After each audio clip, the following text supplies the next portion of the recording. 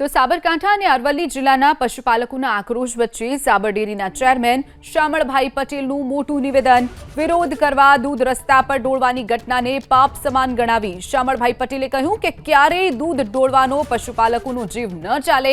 કેટલાક લોકો પોતાના રાજકીય સ્વાર્થ પર પાર પાડવા માટે ખોટી રીતે ટોળી ઊભી કરી અને દૂધનો વેડફાટ કરી રહ્યા છે। સાથે જ દૂધ ડોળવાના દ્રશ્યો જોઈને જીવ બળતો હોવાનું પણ તેમણે વાત કરી અને જરૂરિયાતમંદ લોકોને દૂધ આપવાની કાર્યની પ્રશંસા પણ કરી છે।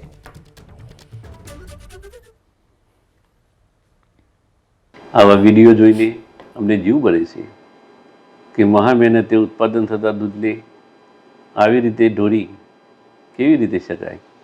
આ કોઈ પશુપાલન ક્યારેય આવું કરી શકે નહીં। રજૂઆત હોઈ શકે પણ આ રીતે ક્યારેય કોઈ પશુપાલન ના કરે।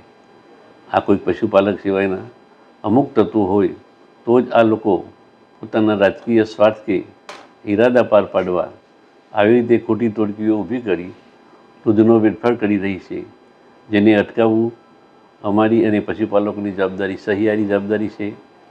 અમુક સ્થળે દૂધ એકત્રીકરણ ના થઈ શકતા દૂધનો વેડફાવ અટકાવી બાળકો, દર્દીઓ અને